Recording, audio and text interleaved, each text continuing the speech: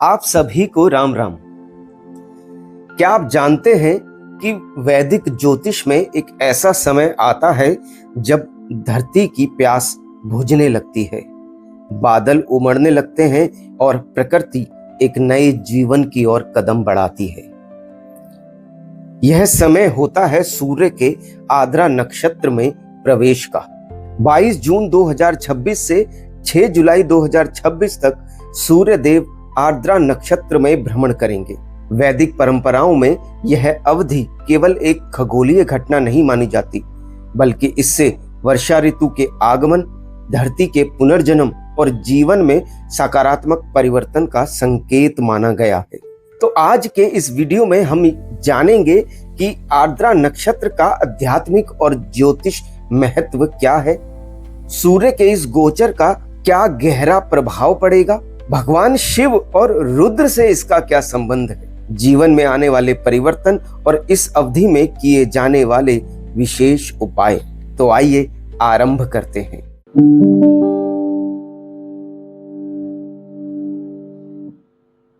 आर्द्रा नक्षत्र क्या है? वैदिक ज्योतिष में कुल 27 नक्षत्र बताए गए हैं। इनमें छठा नक्षत्र है आर्द्रा नक्षत्र।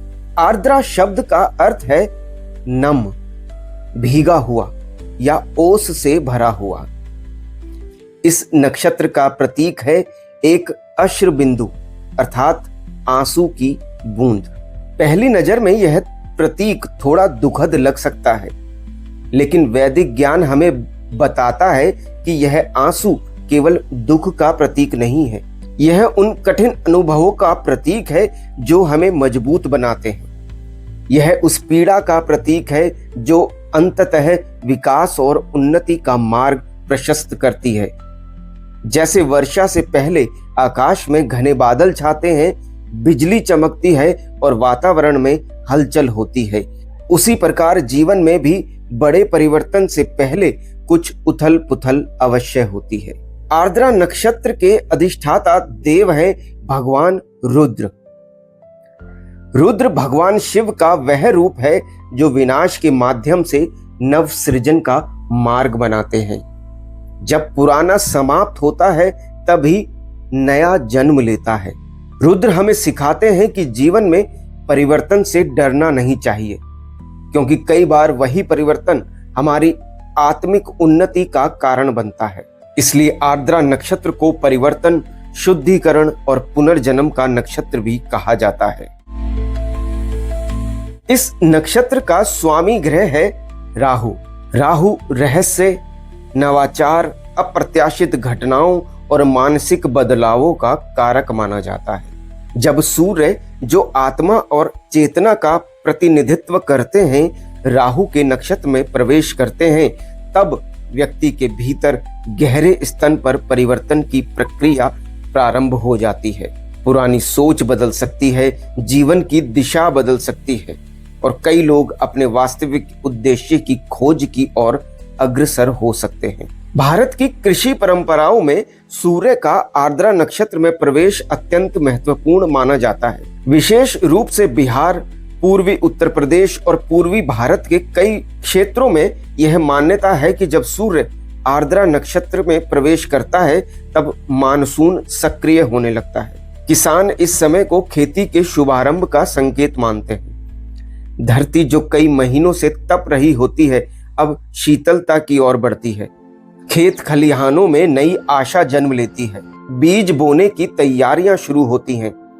इस प्रकार आर्द्रा केवल ज्योतिषीय घटना नहीं, बल्कि जीवन, अन्न और समृद्धि का प्रतीक भी है। आर्द्रा नक्षत्र का आध्यात्मिक दृष्टि से महत्व समझें तो यह हमें एक गहरा संदेश देता है। यदि आपके जीवन में संघर्ष चल रहा है, यदि परिस्थितियां आपकी परीक्षा ले रही हैं, यदि भावनात्मक रूप से आप स्वयं को कमजोर महसूस कर रहे हैं, तो याद रखिए, वर्षा से पहले बादल अवश्य घिरते हैं। आर्द्रा का संदेश है, कठिनाइयां स्थायी नहीं होती। हर आंसू के बाद मुस्कान आती है, हर अंधकार के बाद प्रकाश आता है और हर तूफान के बाद एक नई शुरुआत होती है। यह अवधि हमें भावनात्मक शुद्धिकरण का अवसर देती है। मन में जमा नकारात्मकता को छोड़ने का अवसर देती है। सूर्य का ये गोचर सभी राशियों को किसी न किसी रूप में प्रभावित अवश्य करेगा। कई लोगों को अपने करियर में नई दिशा मिल सकती है।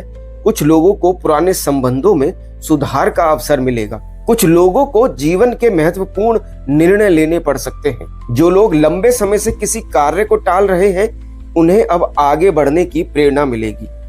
यह समय आत्म मंथन और आत्म विकास का समय है।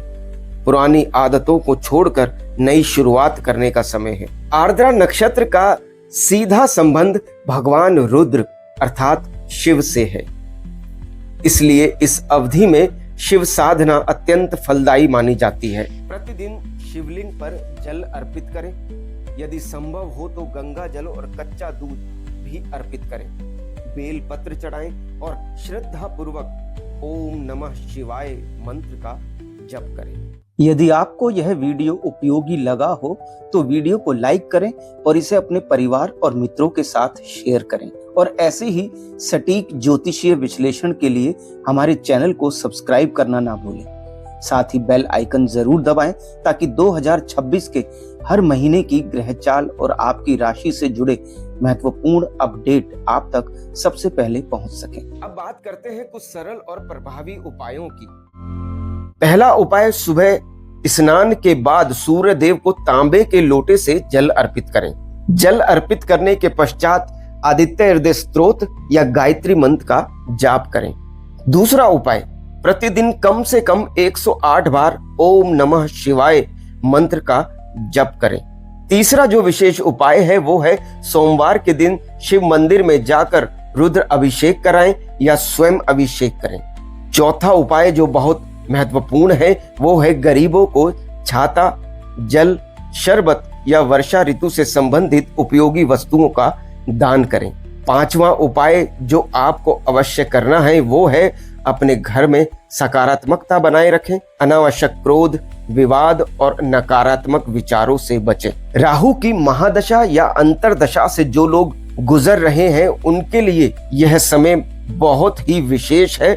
राहु की नकारात्मकता को सकारात्मकता में परिवर्तित करने के लिए 22 जून से 6 जुलाई 2026 तक का यह आर्द्रा काल हमें याद दिलाता है कि प्रकृति और जीवन दोनों परिवर्तन के नियम पर चलते हैं।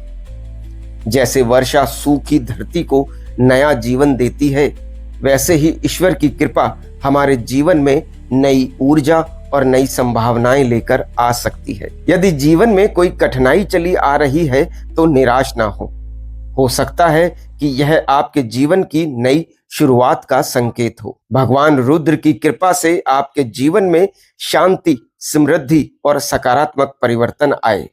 हर हर महादेव।